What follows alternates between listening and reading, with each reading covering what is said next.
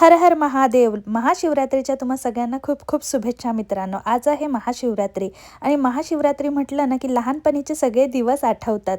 लहानपणी महाशिवरात्रीच्या दिवशी आम्ही मस्तपैकी रेडी व्हायचो आणि मंदिरात जायचो. मंदिरात देवदर्शन झाल्या ना मस्तपैकी तिथे गरम गरम असं दूध मिळायचं, प्रसाद मिळायचा, तो एन्जॉय करायचो. घरी यायचो, मग आई छान छान असं जेवण बनवायची उपवासाचा आणि ते मस्तपैकी आम्ही सगळे फॅमिली एन्जॉय करायचो. तर आज इथे कॅनडामध्ये माझी सुरुवात झालेली आहे. आज वर्किंग डे असल्यामुळे आम्ही मंदिरात तर गेलो नाही, घरीच पूजा केली. पण म्हटलं की चला आरवसाठी ना छान असा बनाना ब्रेड बनवला. त्यानंतर आता उपवास आहे तर काहीतरी उपवासाचं बनवायला पाहिजे म्हणून आहे ना माझं फेवरेट म्हणजे साबुदाणा वडे. आता उपवास म्हटलं ना की मला साबुदाणा वडेच आवडतात. मला खिचडी आणि इतर काही प्रकार उपवासाला खायला आवडतच नाहीत.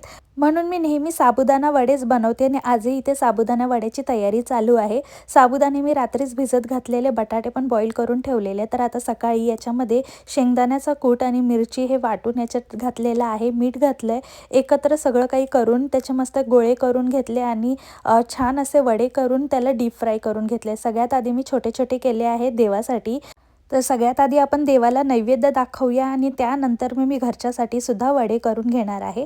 तर इथे आता देवाच्या नैवेद्यासाठी वडे रेडी झाले. तर सगळ्यात आधी मी देवाला नैवेद्य दाखवून आले आणि त्यानंतर घरच्यासाठी सुद्धा साबुदाणा वडे बनवले आणि त्याच्याबरोबर एन्जॉय करायला शेंगदाण्याची चटणी केलेली होती.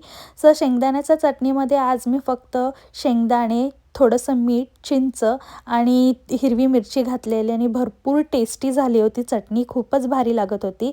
सो अशा प्रकारे आम्ही मस्तपैकी आमचा संध्याकाळच्या उपवासाला साबुदाणा वडे एन्जॉय केले दोघांनी आणि अशा प्रकारे आम्ही कॅनडामध्ये महाशिवरात्री सेलिब्रेट केली. आणि तुम्ही काय काय केलं आजच्या दिवसामध्ये हे नक्की मला कॉमेंट करून सांगा. व्हिडिओ आवडल्यास लाईक करा.